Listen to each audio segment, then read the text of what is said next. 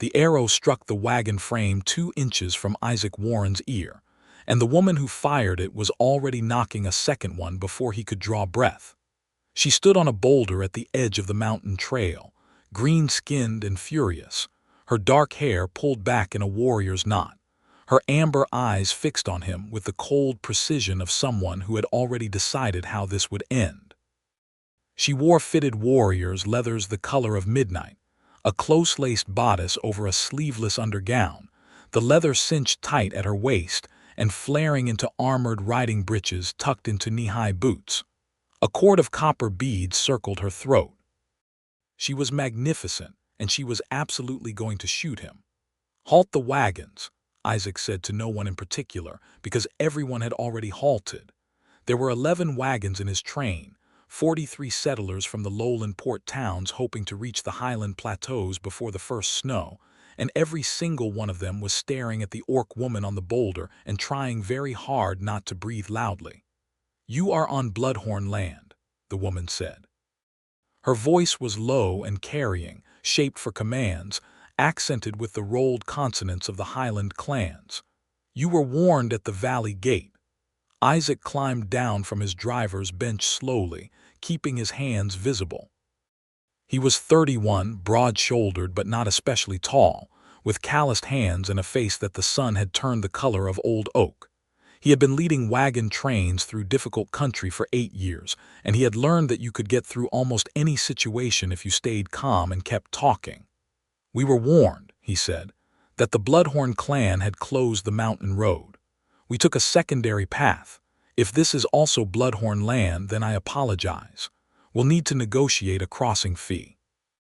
The woman's second arrow stayed knocked, but she did not draw it fully.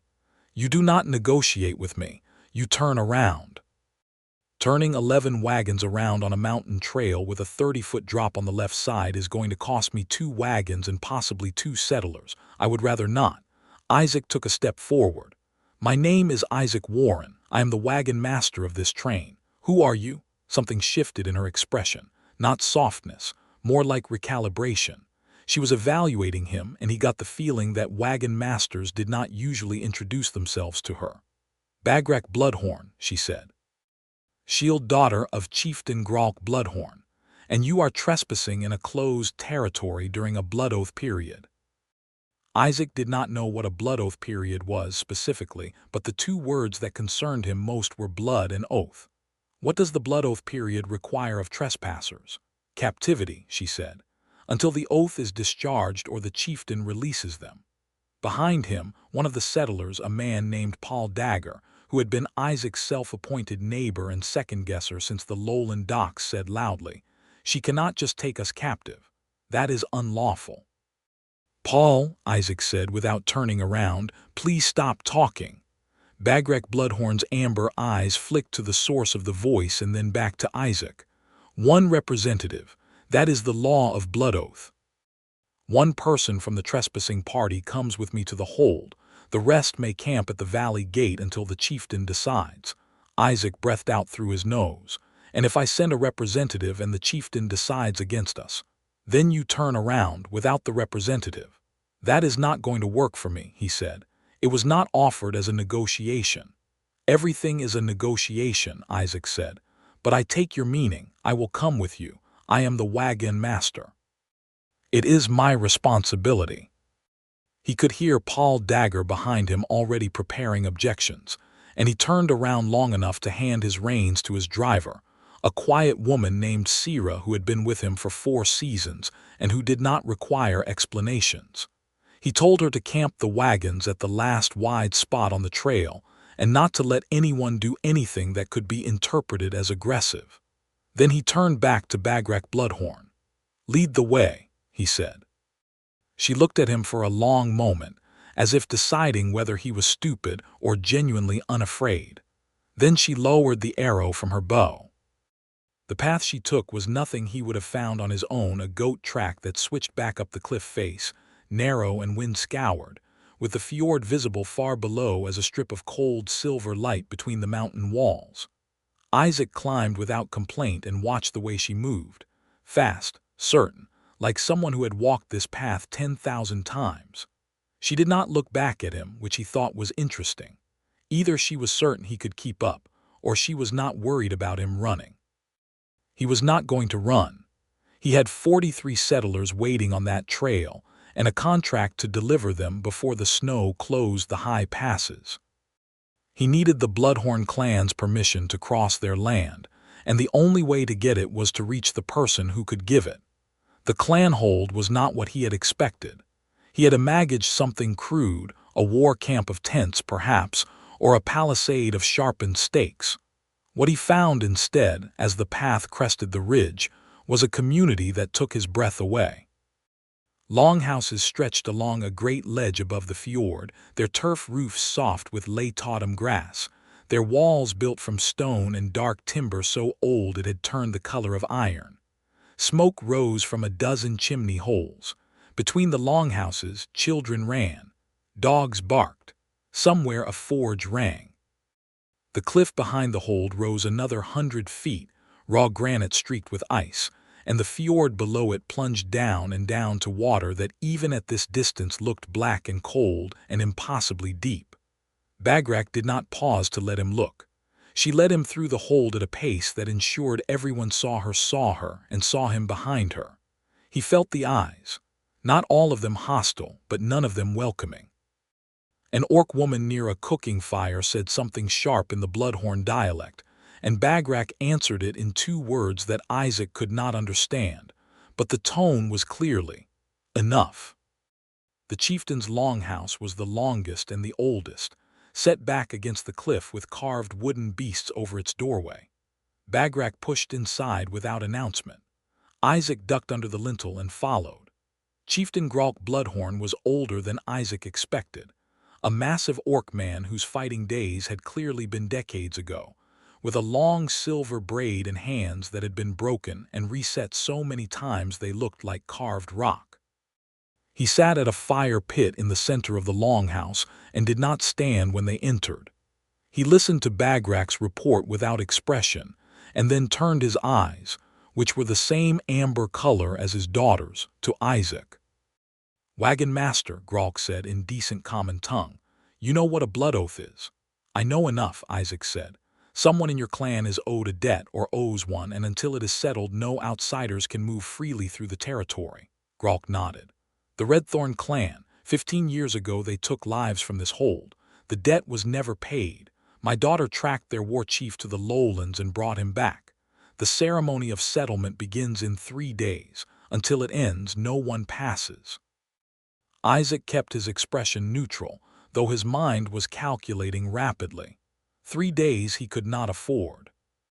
The settlers had food for a week and firewood for less, and if snow hit the pass early, it would not matter whether the chieftain released them or not. "I hear that the timing is fixed. I would ask what it would cost for a passage rite, not for myself but for my train, so that they can cross and be clear of Bloodhorn land before the ceremony begins." Bagrak looked at him with something that might have been curiosity. "You do not argue that you have a right to pass?" "Not on someone else's land during their private affairs, no," Isaac said. The old chieftain's mouth moved in something that was not quite a smile. "The passage price is labor. 5 days of work from your settlers in exchange for the road, stone gathering on the north face. We are building a seawall for the winter. 5 days when they had 3 available." Isaac did not say that aloud. "I will need to speak to my people." "You may go back to them. My daughter will escort you to the valley gate." Bagrak looked past Isaac to Bagrak. "He stays in the camp with the others. He does not return to the hold unless invited." Bagrak said something quietly in the clan dialect, and her father answered with 1 word. She pressed her mouth flat but said nothing more. The walk back down the mountain was quieter than the walk up. When they reached the point where the goat track met the wider trail, Bagrak stopped and looked at him sidelong in the late afternoon light. The copper beads at her throat caught it and threw it back warm. "Your settlers are going to say no to 5 days of stonework," she said. "Some of them will," Isaac agreed. "And then you will have a problem." "I always have a problem. That is what wagon mastering is." He paused. "How many people does the seawall labor usually take, if we are starting from nothing?" She blinked, which was the first time she had looked the least bit surprised by anything he said. 3 days for a crew of 20. I have 43 settlers. Most of them are able-bodied. If we work 2 shifts, we can finish it in 2 days and be on the road by the morning of the ceremony. Bagrak looked at him steadily. That would require my father to agree to different terms. Would he? She was quiet for a moment. He might, if the proposal came from you in the right form.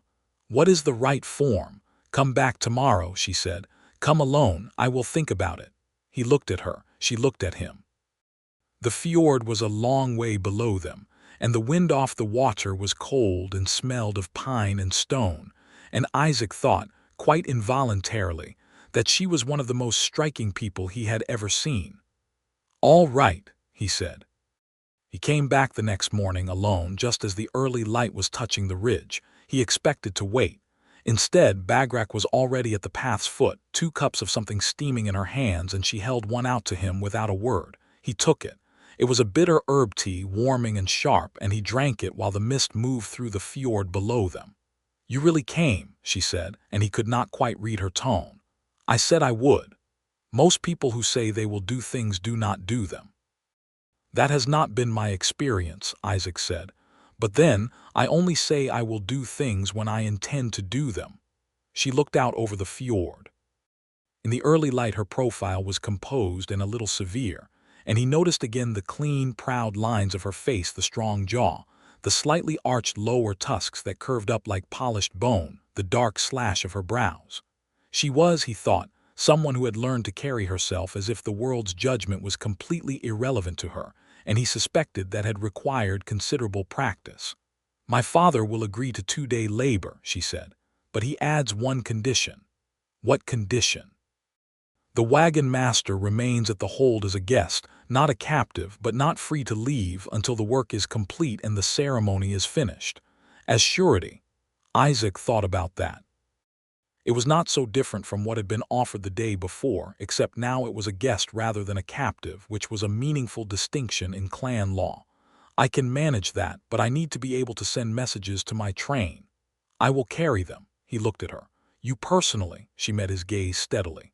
"I am your liaison, that is what my father decided." There was something in that sentence, "decided," that suggested the decision had been negotiated. He filed it away. "All right," he said. "Take me back to the hold." The next 2 days were not what he expected. He was given a sleeping space in the longhouse annex, a room barely large enough for a cot and a small hearth, and Bagrak appeared each morning at the door with breakfast and news of the settlers' progress on the seawall. She was efficient and direct and gave away almost nothing of herself, and yet she did not leave. She stayed to talk about the work, about the territory, about the clan's history with the fjord, and each morning the conversations grew longer. The first crack appeared on the second afternoon. He had asked her about the carved beasts above the chieftain's door, and she had told him they were the Bloodhorn clan's ancestors, 7 generations of shield daughters and shield sons, carved by whoever held the title when they passed it to the next, and without quite meaning to, she had told him that the last carving on the right, the smallest one, was one she had done herself when she took the title of shield daughter at age 16. "You carved it," he said. "It is the custom," she said defensively. "No, I am not. I just did not expect that." He looked at her. "Do you still carve?" A pause, a small, carefully guarded pause. "Sometimes." That night she brought him a wrapped piece of dark wood and told him to put it in his pack. He unwrapped it after she left and found a small bear, intricately detailed, the wood polished smooth by long handling. It did not look new. He thought she had given him something she had made a long time ago and kept, and he did not know exactly what to do with that. He was still thinking about it when she knocked on the frame of his door 2 hours later, very late, with the hold quiet around them. "I want to ask you something," she said from the doorway. "Ask it. Why are you not afraid of me? Everyone who comes to this hold is afraid of the chieftain's daughter. Even my own clanmates are careful with me, but you just talk to me." Isaac considered that for a long moment. The firelight from his small hearth was the only light in the room, and it caught the copper at her throat and the amber of her eyes and the clean, carved shape of her jaw, and he thought that the question was genuinely curious, not a challenge. "Because you have given me no real reason to be afraid," he said. "You pointed an arrow at me, yes, but you did not shoot. You are brusque and direct and clearly accustomed to being obeyed, but that is not frightening, that is just authority. And you brought me breakfast this morning without being asked to." She was silent. "Why did you do that?" he asked. "Bring me breakfast." "The hold provides for its guests," she said. "Your father provides for his guests. You are not required to bring it yourself." Another silence. Then she said quietly, "You are not like the other men who come through our territory. I would guess most of them are either trying to fight you or trying to be very, very small." "Yes," she said, and something in her voice was almost amused. "Go to sleep, wagon-master." She left. He lay in the dark and looked at the small carved bear in his palm, and did not sleep for quite some time. On the morning of the third day, which was the morning of the settlement ceremony, one of the settlers sent a message up the mountain that caused Isaac real trouble. The message was from Paul Dagger, and it said that 3 of the settler families had decided the labor arrangement was unlawful compulsion and were planning to break camp and attempt the road regardless. He read the message twice. Then he handed it to Bagrak, who read it and went very still. "If they attempt the road," she said carefully, "they will be met by clan guards. This is a closed oath period. Anyone who crosses without permission—" "I know," Isaac said. "I need to go down. My father's condition was—" "I know that too." He looked at her steadily. "Bagrak, if I do not go down there, 3 families will walk into your clan guards and someone will get hurt, possibly killed. And then we will have a very different problem and your ceremony will mean nothing." He watched her face. "Let me go down and talk them back. I will return before the ceremony begins. You have my word." She stared at him with those amber eyes, and he could see her weighing it, the surety arrangement, her father's authority, the practical reality of what would happen if the settlers did something foolish. "2 hours," she said. "I am going with you." She had never left the hold grounds in his company, and when they came down the mountain together, the settlers who had gathered at the valley gate looked from Isaac to Bagrak and back again, with expressions that ran the gamut from startled to openly hostile. Paul Dagger had the decency to look slightly ashamed when he saw that Isaac had brought the shield daughter of the Bloodhorn clan down the mountain behind him. The confrontation was not quiet.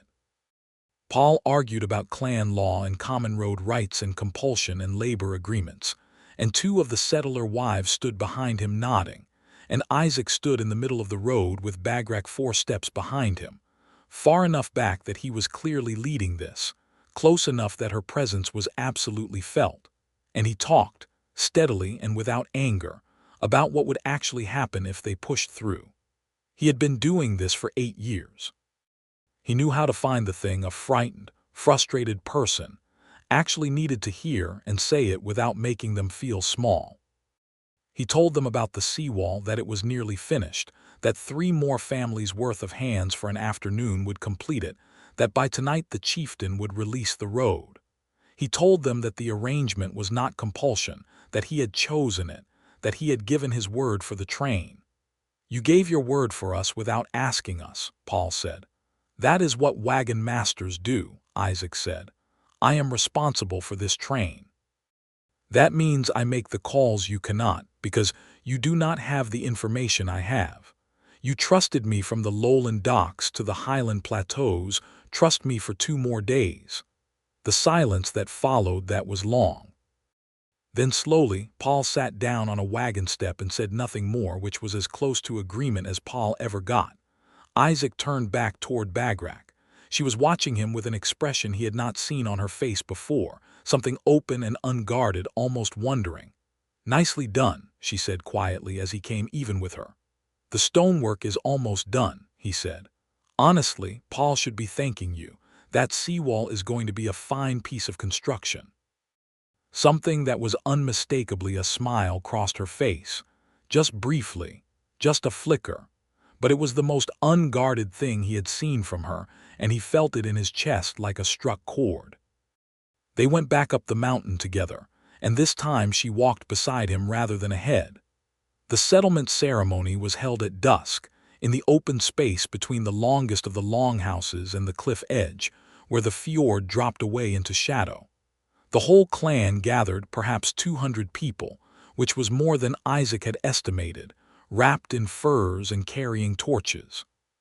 He stood at the edge of the assembly as a guest observer, close enough to watch but appropriately to the side, and Bagrak stood at her father's left in the formal position of the shield daughter. He had not fully understood what the ceremony involved until it began. The Redthorn war chief, a scarred orc man named Drev, who had clearly been held in the hold for some days, was brought forward by 2 clan guards. He was not bound, which surprised Isaac, but he was clearly within the hold's power. The debt being settled was lives. The lives of 3 Bloodhorn members killed 15 years ago in a border dispute. The settlement took the form of an oath, Drev swearing before witnesses that the Redthorn clan acknowledged the debt, that reparation would be paid in livestock and goods over 2 seasons, that his clan's elder council had agreed. The oath took time. It was formal, layered, punctuated by the chieftain's responses and by symbolic actions that Isaac could only partially follow. At one point Gralk drew a blade and passed it, and it moved through a chain of hands, shield daughter to elder to warband captain to the next, each holder touching it briefly before passing it on. It was when the blade reached the outer ring of the assembly that the problem began. A young clan guard holding a torch stumbled on a root and knocked into the man beside him. The blade, it had reached a civilian clansman, an older man with shaking hands, went wide. It spun in the torchlight. The ceremony required unbroken handling. If it fell, the oath was void and had to begin again, which in clan law meant it could not be reattempted for a full month. Without thinking, Isaac put out his hand and caught the hilt. He held it, just for a moment. 1 heartbeat, 2.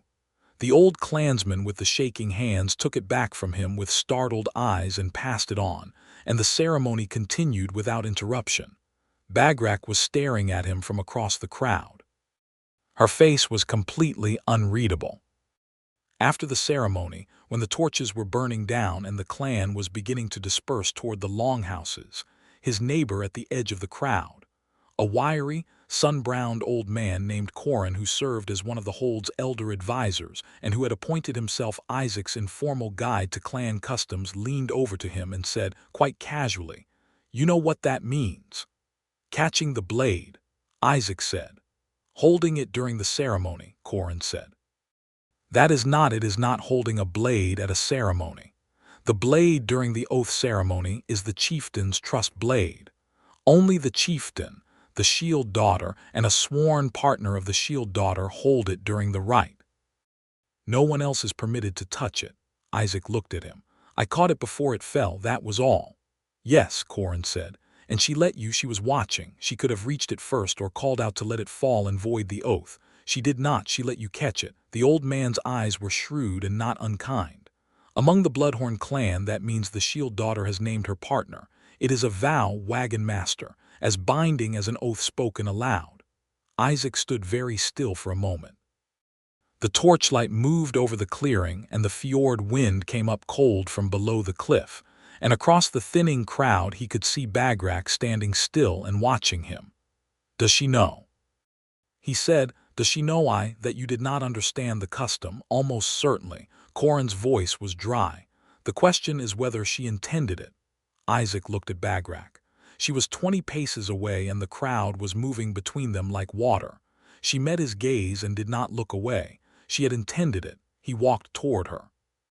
The crowd parted, people noticing the direction of his movement, noticing who he was walking toward, and the conversations around them hushed in a ripple as he crossed the clearing. When he was close enough that only she could hear him, he said, "Did you know what it would mean when you let me catch it?" "Yes," she said, no hesitation. "And you intended it." A pause. The amber of her eyes in the torchlight was the color of honey and fire. "I have been considering it since the second morning," she said. "When you told me you only say you will do things when you intend to do them." "That was about breakfast," he said.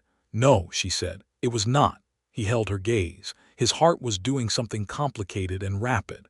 "I am a wagon master, Bagrak. I travel. I spend half the year on mountain roads with a train of settlers. I am not a clan member." "I am not. I know what you are," she said. "I am Shield Daughter. I know everything about the people who pass through this territory. I know you have been wagon mastering for 8 years, that you run a clean train with low losses, that you negotiate rather than fight, that you once spent your own earnings to replace a settler's horse because the animal died on the crossing and the family had nothing. I know your reputation." She let that sit for a moment. "I did not name you by accident." Isaac was quiet for a moment. Around them the hold was very still. "What does it mean?" he said. "For me, specifically. What does being named as partner of the Shield Daughter actually require?" She blinked, and something softened. "Right now, it requires nothing. The blade holding establishes the intent. The rest is it can be broken. If you state to the chieftain that you did not know the custom and you refuse the naming, it dissolves. And if I do not refuse it, then you are named," she said, "and whatever comes of that is built between us over time. We are not bound to marry tomorrow. We are bound to try, to see what the naming becomes." He looked at her for a long time. The wind off the fjord moved between them, and somewhere a dog barked and the torches were burning low. "I am not refusing," he said. The breath she let out was almost not noticeable, but he noticed it. Coran materialized at Isaac's elbow the next morning with the brightness of a man who has witnessed something historically significant. He had apparently told approximately everyone in the hold about what had happened during the ceremony, because by the time Isaac came out of the annex for the morning meal, half the hold was watching him with the intense, assessing attention of people who are revising their category system on the spot. Bagrak was at the fire serving stew, and when she handed him a bowl, their fingers overlapped on the wood and neither of them moved for a moment. "The road opens this morning," she said. "Good," he said. "My settlers need to move. When will you go with them?" He looked at her. "I need to see the train to the highland plateau. It is 4 days from here. He paused. "I could come back."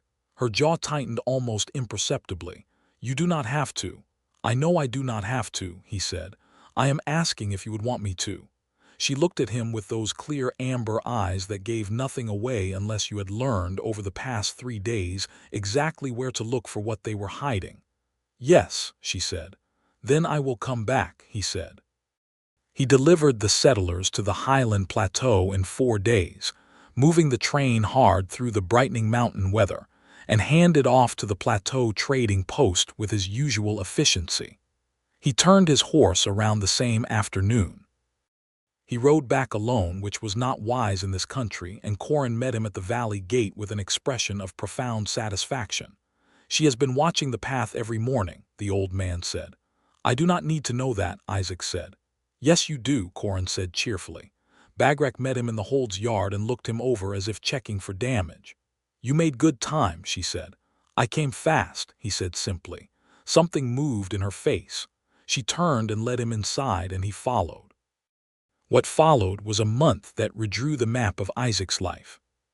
He had not planned to stay longer than a few weeks, enough to honor the naming, to establish something real between them, to see whether what had started in a 3-day captivity under mountain wind could survive in the light of ordinary days. What he found was that it could, and more.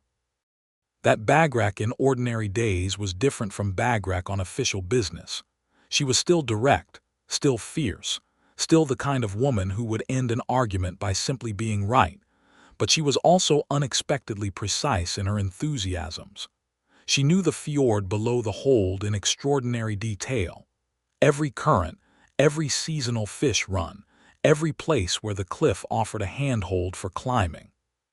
She had been carving wood since childhood, and her longhouse corner was full of small, detailed animals. She woke before dawn and stood on the cliff edge watching the light change over the water, and she was annoyed by interruption during this, and not annoyed by anything else. He learned to wake before dawn too. The rivalry was there from the first real argument, which happened on the 8th day. He had offered, while speaking with Chieftain Gralk about the hold's supply arrangements for winter, some thoughts about the trade route through the valley that would significantly improve the clan's access to lowland goods. Gralk had listened with interest. Bagrak, who had entered the longhouse halfway through, had waited until her father stepped outside and then turned to Isaac with fire in her eyes. "You are not yet a member of this hold," she said. "I was answering a question," he said. "You were restructuring our trade approach in front of the chieftain without consulting me first." She was not shouting, but she was close to it in the way that some people are close to something without crossing the line, everything compressed and tight and hot. "I am the shield daughter. Supply and defense are my domain. I thought we could talk about it afterward. You thought you could fix our problems and impress my father without asking whether we wanted your help." That landed. He stood with it for a moment. "You are right," he said. "I should have spoken to you first. I am sorry." She blinked. He got the impression she had prepared for a longer argument. "Fine," she said. "Although," he said, "the Eastern Valley route really is more efficient." Her eyes narrowed. "Get out of my father's longhouse." "Done," he said. She found him an hour later at the cliff edge, where he had gone because it was the place most associated with her, and being close to something that reminded him of her was, apparently, now a reflex. She stood beside him and they looked at the fjord together in silence. "The Eastern Valley route," she said after a while. "Yes. Show me on a map what you were thinking." He pulled out the route map he always carried and spread it on a flat stone and talked her through it, and she asked sharp, precise questions that improved the plan at every point, and by the end of an hour they had something considerably better than what he had proposed to the chieftain, and she knew it and so did he. "We should present this together," he said. "To your father, you and me." She looked at the map. "Yes," she said, "that is the right way to do it." They went back to the longhouse and presented the route plan together, and Gralk listened and nodded and said he would consider it. And when they left the longhouse, Bagrak walked beside Isaac and their shoulders occasionally touched and neither of them said anything about it. That night late, she came to the doorway of his annex room and stood in the frame of it. He was sitting up reading by firelight. He looked at her. "You come late," he said. "I had rounds," she said. She was still in her warrior's leathers. The bodice laces slightly loosened from the long day, the copper beads at her throat warm in the firelight. She looked at him with an expression that was working very hard at composure and not entirely succeeding. "Can I come in?" He put down the book. "Yes." She came in and sat on the edge of the cot without being asked, which he thought was progress of a specific and important kind. He sat across from her on the small stool and they were close in the small room, close enough that the heat of the fire barely mattered. "The route plan," she said. "What about it?" "My father approved it. He is going to send a trade envoy to the Eastern Valley in spring." "That is good news," Isaac said. "He said," she stopped, breathed out. "He said you were a good addition to the hold's thinking." He used that word, addition. He was being polite, Isaac said. "My father is never polite," she said. He was being honest. She looked at her hands, which were folded in her lap, and he noticed they were not entirely still. "He likes you. He did not like the idea of the naming at first, but he likes you." "And you?" Isaac said quietly. She looked up. "I named you," she said. "You know how I feel." "I know what you did," he said. "Tell me how you feel." The silence stretched. Outside, the hold was quiet, just wind and the far sound of the fjord below. Bagrak Bloodhorn, shield daughter of a highland clan, who feared nothing visible and would not flinch before any threat, looked at Isaac Warren, wagon-master, and said, "Like I have been waiting a long time to meet someone I could actually talk to." He reached across the small space between them and took her hand. Her fingers were calloused and strong and warm, and she did not pull away. They sat like that in the firelight for a long time, not speaking, and it was the most significant silence Isaac could remember. He kissed her for the first time 3 days after that, which under the circumstances felt both very fast and like something that had been inevitable from the moment she had not shot him on the mountain trail. They were at the cliff edge at dawn, which had become their usual morning territory, and she had been pointing out a particular current in the fjord far below, how it ran along the eastern wall in autumn, how the fish followed it, And he had turned to look at her rather than the fjord, and she had noticed and said nothing, just met his eyes.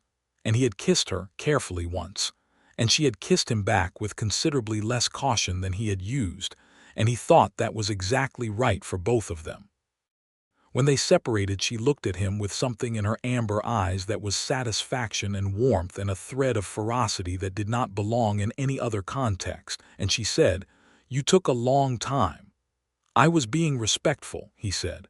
"You were being slow," she said, but she was almost smiling. The complication, when it arrived, came in the form of a rider from the lowlands, a hardened woman named Nesh who ran for one of the lowland trading consortiums, who appeared at the valley gate with news that changed the shape of everything. Isaac's trade license, which allowed him to operate as a wagon-master in this territory, had been formally challenged. The consortium that held the Highland road rights had filed a claim against his most recent crossing, citing an unlicensed alternative route, the secondary path he had taken to avoid the Bloodhorn closure, as a breach of his operating agreement. If the claim held, his wagon-master license would be stripped. Without the license, he could not lead trains. Without the trains, he had no trade, no income, no profession. He read Nesh's message twice. Then he put it in his coat and went to find Bagrak. She read it once. "This secondary path," she said, "is it on your license map?" "No," he said. "It was an emergency deviation." The clan closure made the primary route impassable, and turning the train would have cost wagons. The consortium knows this. The consortium sees an opportunity to remove an independent operator from the Highland route, Isaac said. "I have been undercutting their pricing for 3 seasons. Bagrak was quiet for a moment. Then she said, "The secondary path you took is entirely within Bloodhorn territory. The consortium has no authority over it. If my father testifies that the path was taken with clan knowledge, and that the consortium's claim misrepresents the territory boundaries, that would require your father to involve himself in a lowland legal dispute," Isaac said. "My father has been wanting an excuse to remind the lowland consortiums that Highland clan territory is not subject to their licensing agreements," she said evenly. "This would be a very convenient excuse." He looked at her. "Are you serious?" "I am always serious," she said. Gralk agreed, with what Isaac privately thought was suspicious readiness, and within a week a formal clan statement had been delivered to the consortium through proper channels, citing the Bloodhorn clan's territorial sovereignty over the secondary path and the invalidity of any licensing claim regarding it. The consortium, which had been exploiting a gap in its actual legal authority, backed down. Isaac sat with the resolution letter for a long time in the annex room. Bagrak came in and sat on the cot. "You did not need to do that," he said. "No," she agreed.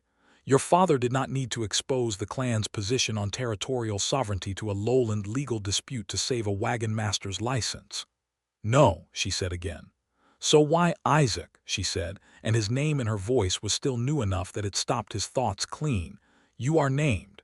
You are part of this hold. Attacks on you are attacks on the hold. It is not complicated." He put down the letter. He crossed the room to where she was sitting on the cot, and he sat beside her, and the small room held them both, and the fire was warm, and he put his arm around her, and she leaned into him with the ease of something long practiced, though it was not practiced at all. "I need to tell you something," he said. "Then tell me." "I have been thinking about what I do after the winter," he said. "About the trains." She was very still against his side. "I can still run a train and be based here," he said.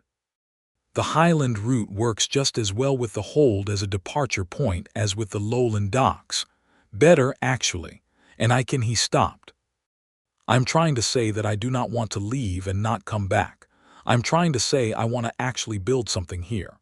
Bagrak sat up so she could look at him. She had, over the past weeks, become somewhat more readable to him. He could see now the things she kept controlled and the things she let through, and what he saw now was something complicated and fierce and not quite said. "You do not have to decide this because of the naming," she said carefully. "It binds you to nothing you have not chosen." "I know that," he said. "I am choosing." She looked at him for a long, measuring moment. Then she put her hand on his jaw, and the warmth of her palm against his face was the most grounding thing he had ever felt, and she kissed him with all the directness she applied to everything else, fully, without reservation, her mouth warm and her hand firm and her other arm coming around him with a strength that was easy and natural and utterly unhurried. When they separated, she said, quietly, "Good." The curse found them in the second month. It came in the form of an old woman named Set, who arrived at the Hold's gate at dawn one morning, wrapped in travel-stained oilcloth and breathing hard from the climb. She was Bloodhorn clan, a distant elder who had spent years in the deep fjords to the south, and she came with news that made Chieftain Gralk's face go gray. 15 years ago, when the Redthorn war chief Drev had killed the 3 Bloodhorn members, he had not done so in a straightforward raid. He had done it with the help of a blood curse worked through a bound spirit, something old and particular to the deep fjord traditions, a bargain made with something in the water that promised victory in exchange for a debt that never quite finished being paid. The settlement ceremony had discharged the material debt. It had not discharged the curse's binding. The bound spirit, whose contract with Drev was unresolved by the oath ceremony alone, was still active, and according to Set, it had transferred. Bound spirits, she explained to the assembled clan elders, did not release when the original contractor was satisfied. They transferred to the person who held the trust blade during the ceremony at the moment of the oath's completion. That person carried the binding until the spirit was formally dissolved or satisfied. Isaac had held the trust blade.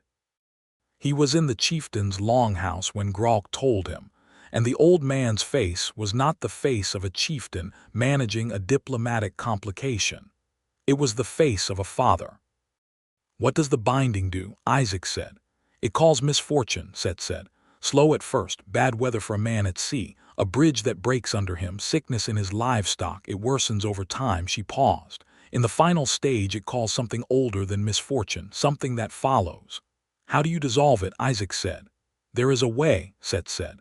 "A specific rite performed at the place where the original bargain was made, the deep fjord at the southern end of Bloodhorn territory. 3 days of hard travel.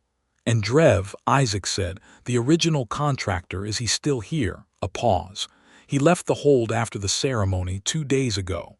"Then he knows," Isaac said. Gralk nodded slowly. "He will know the spirit transferred. He may try to interfere with the dissolution rite." Isaac looked at the chieftain. Gralk looked at Isaac. Between them passed the specific understanding of 2 men who both care very much about the same person and have a complicated relationship with how to say so. "I will need a guide," Isaac said, "to the southern fjord." "I am going," Bagrak said from the doorway. No one had heard her come in. She stood in the doorway in her warrior's leathers, the copper beads cold at her throat in the gray morning light, and her expression was the flat, clear expression of someone who has already finished the argument in her head and moved on to logistics. "Bagrak," Gralk began. "Father," she said, "this is my Hold's responsibility. Isaac carries this because of our ceremony. I am the shield daughter. I go." She looked at Isaac. "We leave in an hour." The 3-day journey south through Bloodhorn territory was both the hardest and the most vivid thing Isaac could remember. The path followed the fjord's eastern wall, switchbacking down through dense pine forest and across 2 glacial tributaries that were cold enough to make thinking difficult, then opening out onto a long rock shelf above the water where the wind came off the fjord directly and did not stop. Bagrak knew every foot of the path. She set the pace and Isaac matched it, and they moved fast enough that talk was limited to necessities. The misfortune started on the first night. It was subtle. His pack strap broke, and then the flint for the fire gave no spark, and then the linta they built lost its main support pole in the night wind. None of these things was catastrophic. Taken together, in the dark on a mountain path with something old and bound following them, they were quietly terrifying. Bagrak lit the fire with her own flint and rebuilt the linta support with a branch she found in the dark and said nothing about any of it.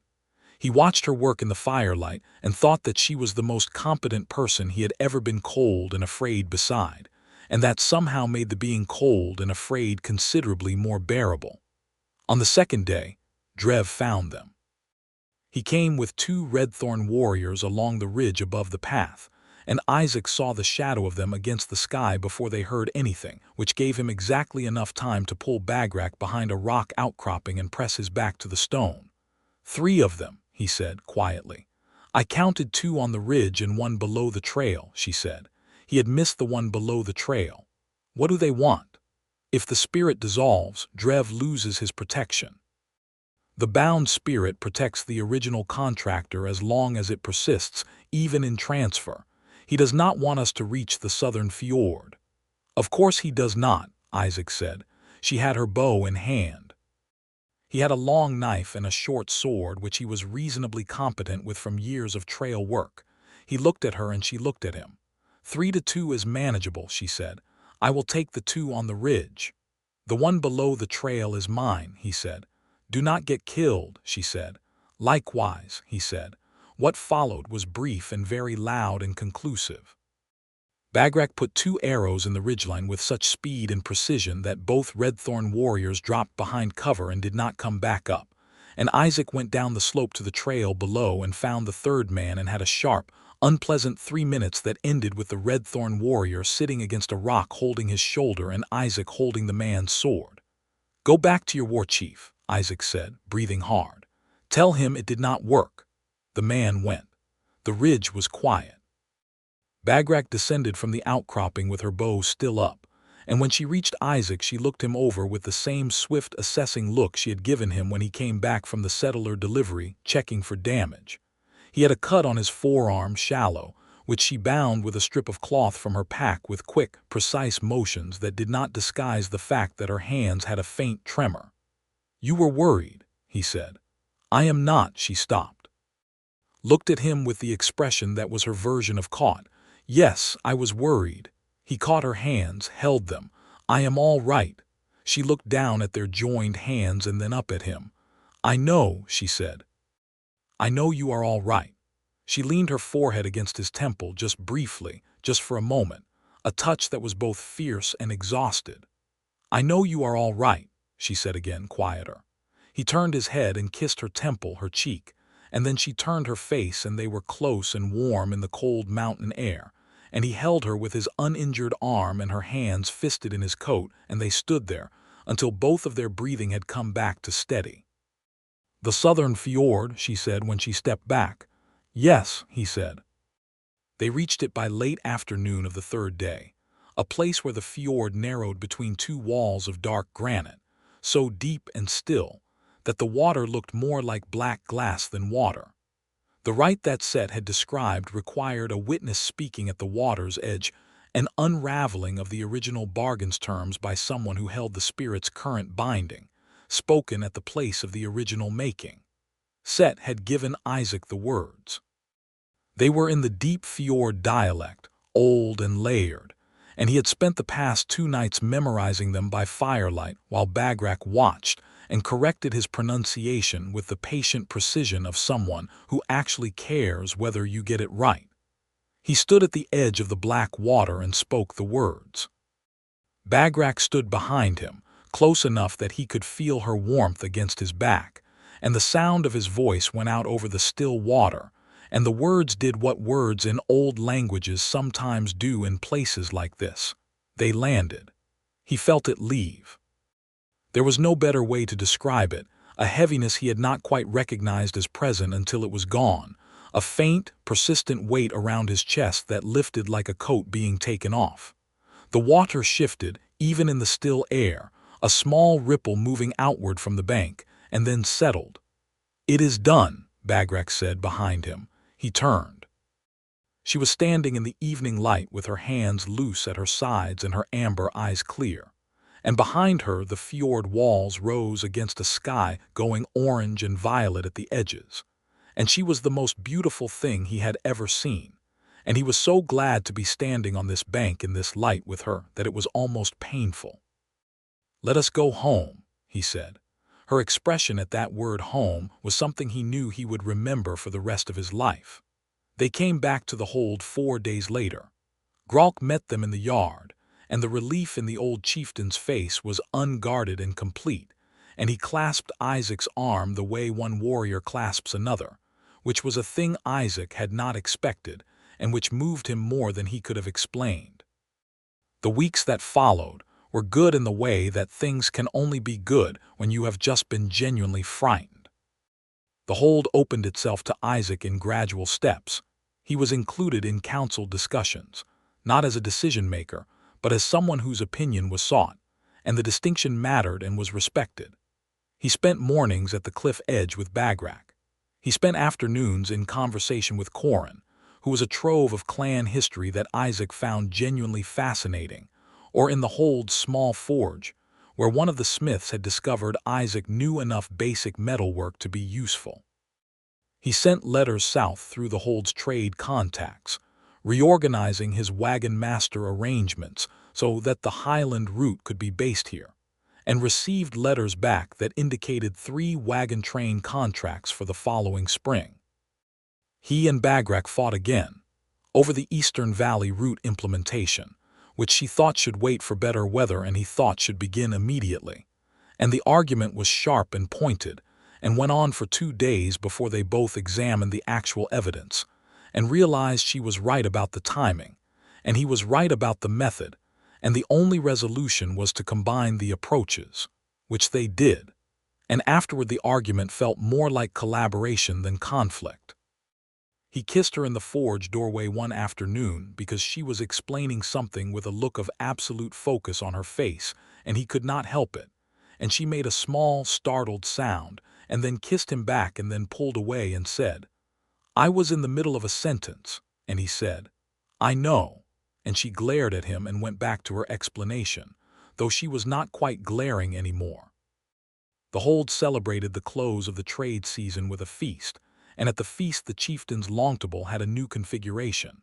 Isaac sat at Gralk's left, where the shield daughter's partner traditionally sat, and Bagrak sat at Gralk's right, and the whole hold observed this arrangement and drew conclusions that Coran confirmed to Isaac afterward with great satisfaction. "It is as formal as anything short of the swearing rite," Coran said. "Your position here is established. What is the swearing rite?" Isaac said.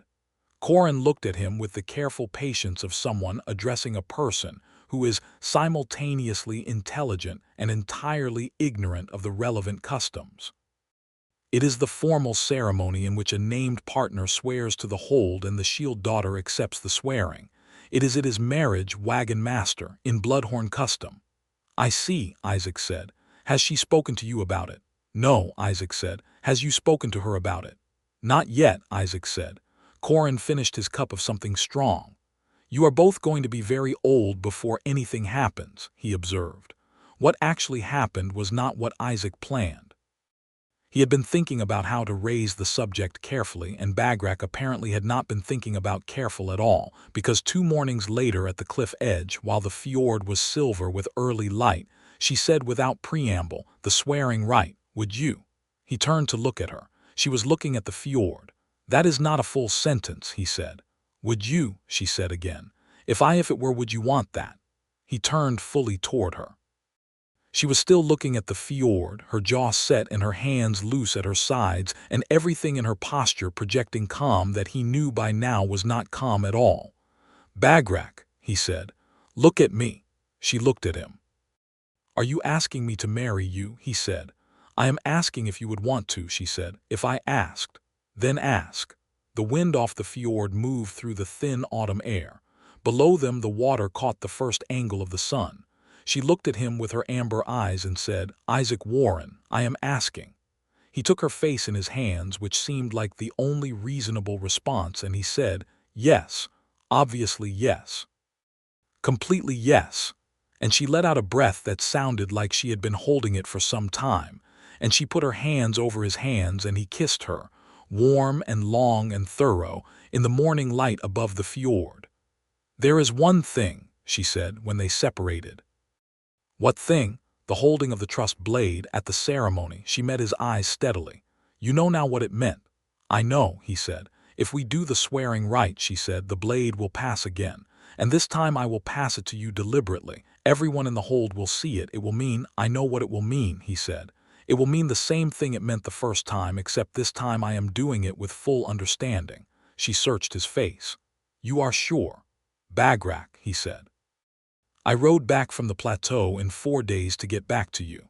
I moved my wagon-master base of operations to a highland clan hold. I faced a bound spirit and a Redthorn war chief for you. I am very sure.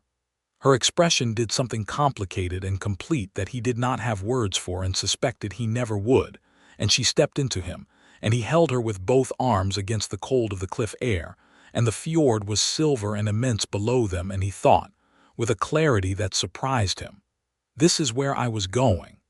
The swearing rite was planned for the last mild day before the deep cold closed in, and in the week before it, 2 things happened. The first was that Drev came back, not with warriors. He came alone to the valley gate under a sign of parley and asked to speak to the chieftain.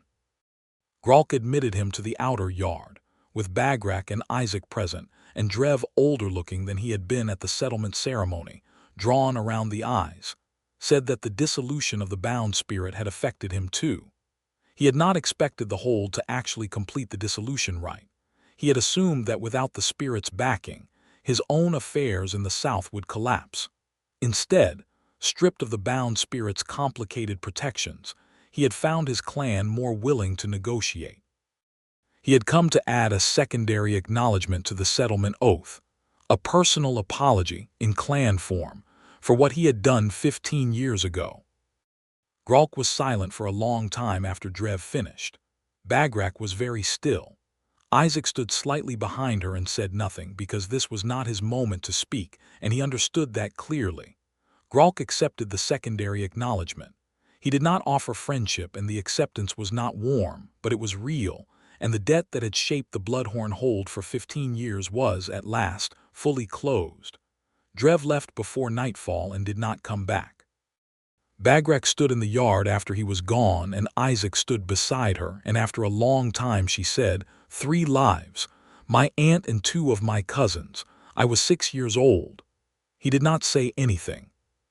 He took her hand and she held it hard, and they stood in the yard until the cold came down, and then they went inside.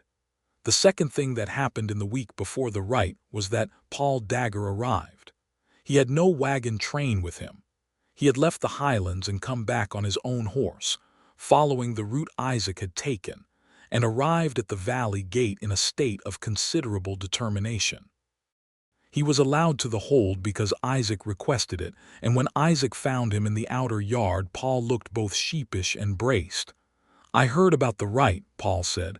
The other settlers are talking. You are staying. Yes, Isaac said. You are staying, Paul said again, as if it needed repeating to process. Paul, Isaac said, what are you actually doing here? Paul looked at him. Paul had been Isaac's second-guesser and shadow and reliable source of unnecessary commentary for 3 years, which was a long time to be someone's neighbor on the road, and Isaac understood now that what had driven all that commentary was that Paul was, at bottom, someone who worried about people he cared for and did not know any better way to express it. You are staying, Paul said a third time, in an orc clan hold. Yes, Isaac said. And the woman Bagrak, Isaac said, Bagrak Bloodhorn, shield daughter of this hold. She is, Paul stopped, made a visible effort. She is good to you. Isaac thought about the morning she had brought him breakfast, the carved bear, small and polished from long keeping, the dissolution rite, and her breath against his back as he spoke the words, her hands over his hands at the cliff edge when he said obviously yes. Yes, he said, she is very good to me. Paul looked at him for a long moment. Then he exhaled and said, right then, in the tone of a man putting down something heavy. Do you need a witness for the rite? From the human side, I mean. Does it work like that? Isaac looked at his neighbor, this difficult, well-meaning, deeply irritating man who had come all the way back up a mountain road alone because he was worried, and felt something in his chest that was genuine fondness. I think I would like that, he said.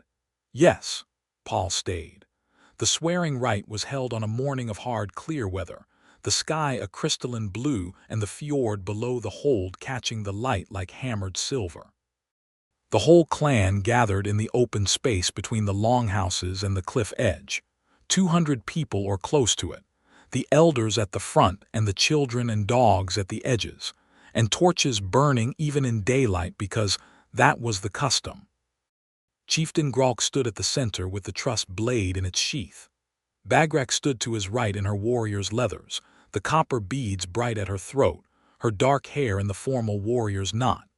Isaac stood facing her, with Paul behind him and Coran at his shoulder, and Paul was very quiet, which was remarkable. The rite proceeded in the clan dialect, which Coran translated in murmurs for the human contingent. The swearing was the formal part, Isaac speaking in the clan tongue, which he had been practicing with Bagrak and Coran for a week, pledging himself to the hold and to the shield daughter in terms that were specific and old and rather beautiful. His pronunciation was not perfect. Bagrak's expression when he produced the correct intonation for the difficult phrases was something he would keep. When the swearing was complete, the trussed blade was drawn by the chieftain and began its passage through the assembled witnesses, each person touching it briefly, hand to hand, the physical chain of witnessed acknowledgement. The blade moved through the elders, through the warband captains, through the hold members in order of standing. When it reached Bagrak, she held it for a moment. The whole hold was very still. She looked at Isaac, he looked at her. There was nothing complicated or uncertain in her face, just clarity and warmth, and the specific focus of someone who has decided exactly what they are doing and is doing it fully. She held the blade out to him, hilt first. He took it. He held it while the assembled clan watched, while Coran made a sound beside him that was probably supposed to be quiet, while Paul stood very still and said nothing for possibly the first time in his life. The blade was heavier than he had expected, old iron worn smooth by generations of hands, and it sat in his palm with a kind of rightness that he had not anticipated feeling. He looked across the brief space at Bagrak, and she was looking back at him with an expression that was everything claiming, fierce and open and utterly sure, and he understood completely and without remaining doubt that she had chosen him. Not because he was a wagon-master, not because he had caught the blade accidentally during the settlement ceremony, not because of the naming or the rite or any custom. She had chosen him because of who he was, and she had been choosing him since the moment she had not shot him on the mountain trail. Since the second morning she brought him breakfast, since she gave him a carved bear she had kept, since she held out the blade to him in the settlement ceremony and let him catch it. He held the blade back out to her, hilt first, because that was the custom the partner held and returned. The shield daughter accepted and she took it from his hand, and for a moment their fingers were both on the hilt and the entire hold was watching. She returned the blade to the chieftain. Gralk sheathed it. He said something in the clan dialect that Coran translated as a formal declaration that the swearing was witnessed and complete. The hold responded with a sound that was partly a cheer and partly something older and more resonant, the kind of sound 200 people make when something that was meant to happen finally does. Bagrak crossed the space between them and he stepped to meet her, and they came together in front of the whole hold and the fjord and the sky.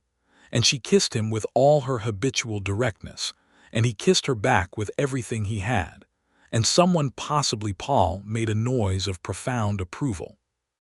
When they separated, Bagrak said quietly against his jaw, "Now you are mine." "I was already yours," he said. "I know," she said. "Now everyone else knows." Coran was, of course, at his elbow within moments, beaming with the satisfaction of a man who has witnessed something that will be talked about in this hold for generations. "Do you know," he said, "that this is only the third time a human has entered the swearing rite of a Bloodhorn shield daughter?" "What happened to the first two?" Isaac asked. Coran considered this. One was eaten by something in the fjord. He paused. The other was perfectly fine, very happy, lived to be quite old. "I will aim for the second outcome," Isaac said. Bagrak, who had been listening, turned to give Coran a look of remarkable patience. "Coran," she said, "go eat something." Coran went. The feast that followed was the loudest thing Isaac had ever been inside. The Hold's celebration custom ran to large fires and strong drink and music that was percussive and slightly overwhelming to someone not raised with it, and it went on well into the night.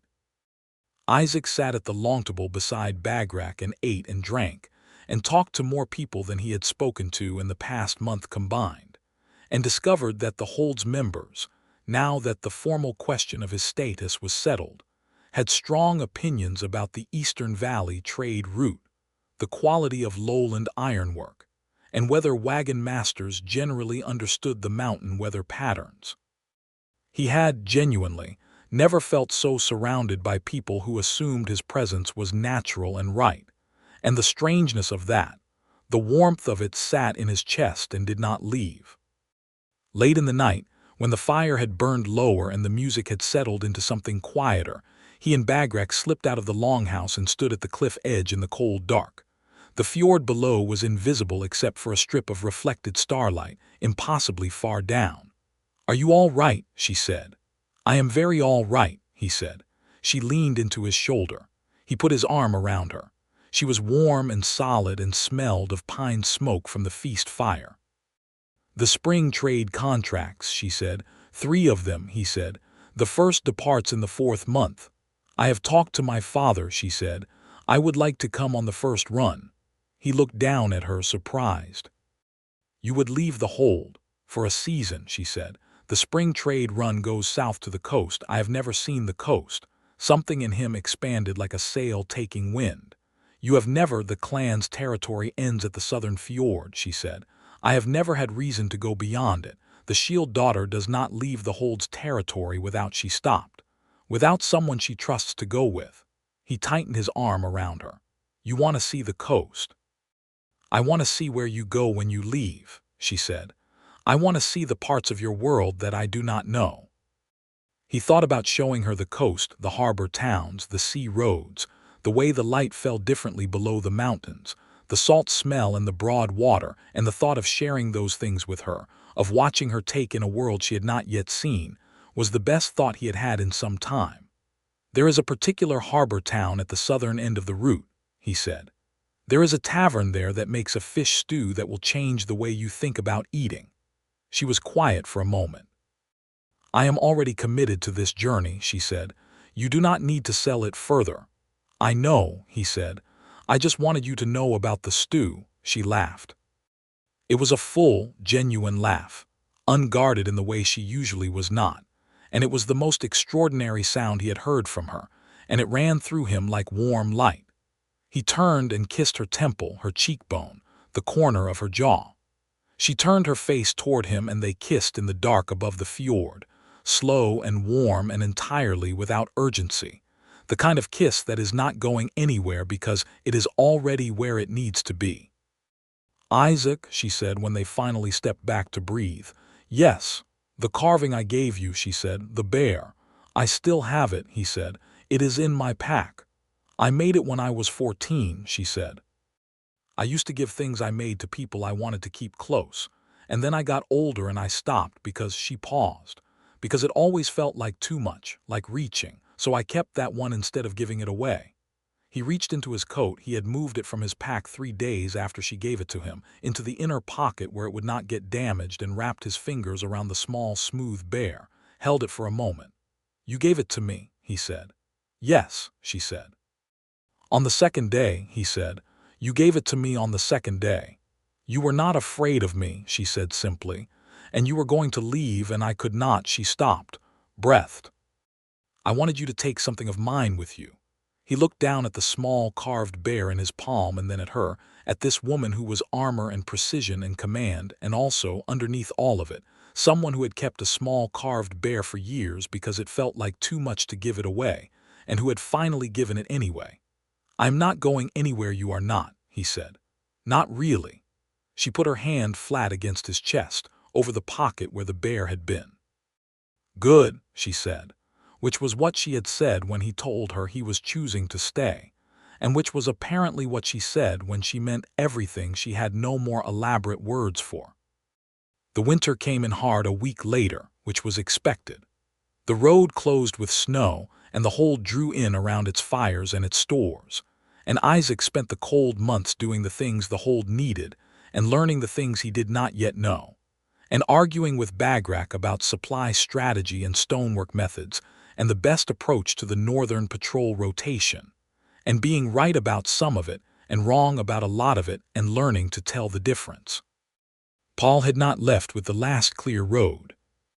He had simply not gotten around to going, and then the snow closed the path, and now he was here for the winter, which he bore with the stoic air of a man who has done something entirely voluntary and refuses to admit he is pleased about it. He was, to everyone's evident surprise including his own, genuinely useful. He had a detailed knowledge of lowland carpentry that the hold's wintertime building work benefited from considerably, and Coran had adopted him as a conversational partner with an enthusiasm that Paul alternately found flattering and exhausting. Isaac watched Paul navigate the hold's social customs with painstaking, well-meaning effort, and was grateful for him in a way he would not have predicted. On a night in the deep cold of the second winter month, when the hold was quiet and the fire in the annex room had burned down to coals, Bagrak lay beside Isaac in the narrow cot that was not quite wide enough for two people and was warm regardless, and she said into the dark, "Are you happy?" He turned his head toward her. Her amber eyes caught even the dim light and held it. "Yes," he said. "Genuinely, are you?" She was quiet for a moment, not a troubled quiet, a considered one. "I have been the shield daughter since I was 16, she said. "I have not," she stopped, started again. "I have spent 14 years being what this hold required. I have been very good at it, but I did not know." Another pause. "I did not know what it would feel like to have someone who was mine specifically, not the hold's, mine." He reached over and found her hand. "How does it feel?" She was quiet for another moment. "Like the weight of being the shield daughter does not disappear," she said. "But it is easier to carry." He lifted her hand and pressed his mouth to her knuckles, to the calloused warmth of her palm. "That is what I am for," he said. "Yes," she said. "And I am for you." "Also yes," he said. She shifted closer, her head against his shoulder, the copper beads at her throat warm against his collarbone. Outside, the wind moved through the hold and the fjord was frozen at its edges and the dark was complete and perfect. "Spring," she said. "Spring," he agreed. "The coast, the trade run." "And the stew," she said. "Absolutely the stew," he said. She laughed again, small and quiet, and he felt it against his shoulder and he thought, "Here is where I was going. This is the thing I was walking toward the whole 8 years I spent on mountain roads moving other people to the places they wanted to be. And I did not know it until an orc woman shot an arrow 2 inches from my head, and I decided not to run." He held her hand in the dark and the fire went down to embers and the hold breathed around them. 200 people and the stone walls and the old carved timber and the fjord deep below. All of it real and present and his, and hers and theirs. When spring came to the highland hold it came fast and dramatic, the snow running off the cliff faces in white ribbons, and the fjord below turning from black to a deep blue-green that Bagrak said meant the fish runs were starting, and the goat track down from the hold became a river for a week, and then dried to stone, and the road opened. The first wagon train of the new season assembled in the valley below, 7 wagons and 20 settlers, and Isaac stood at the head of it on a bright cold morning with Bagrak beside him, mounted on a highland horse the color of dark chestnuts, wearing her warrior's leathers and the copper beads and a traveling cloak that she had apparently never owned before, and had acquired specifically for this journey, which she would not confirm, but which Coran had told him with great delight.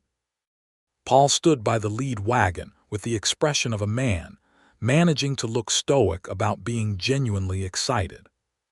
He had signed on as the train's second guide, which had been Isaac's suggestion, and which Paul had agreed to as if it had been his own idea. Chieftain Gralk stood at the gate to the hold's outer yard. He was not coming, the chieftain did not leave the hold, but he had come to the gate, which was a thing that required comment. He clasped Isaac's arm again, and then he looked at Bagrak on her horse, and something passed between the father and daughter that did not need words, old and particular and warm. Bagrak inclined her head to her father. Gralk inclined his head to her. An exchange of equals, for perhaps the first time in their relationship, and Isaac saw it clearly. She turned her horse toward the valley road. "Ready, wagon-master," she said. Isaac swung up onto his own horse. Below the valley the road ran south through pine and stone and early morning light, and somewhere at the far end of it, a harbor town waited with salt air and boat noise and a particular fish stew. "Ready," he said. She looked at him from her horse, amber eyes bright in the spring morning, and she was magnificent and fierce in his, and she had chosen him again by being here, on a road she had never traveled, beside a wagon train headed for a coast she had not yet seen. "Then let us go," she said. The train moved. The road rose and then fell toward the south.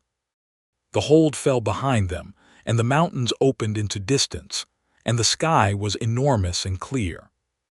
They rode side by side where the road allowed it, and when it narrowed she went ahead and he watched the way she moved on horseback, the easy authority of it, the way the Highland clans rode, deep and balanced and without effort. And when it widened again, she dropped back beside him, and they talked about the territory they were passing through, and the trade contracts waiting at the coast, and nothing in particular.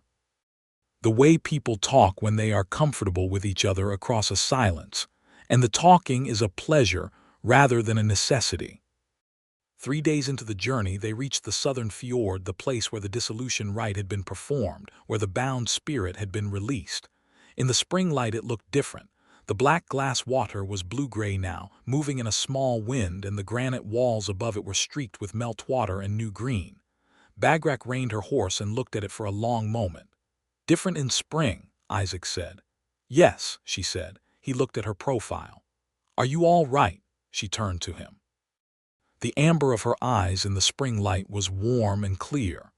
"I am thinking that I am glad that whatever that old spirit needed you gave it," she said.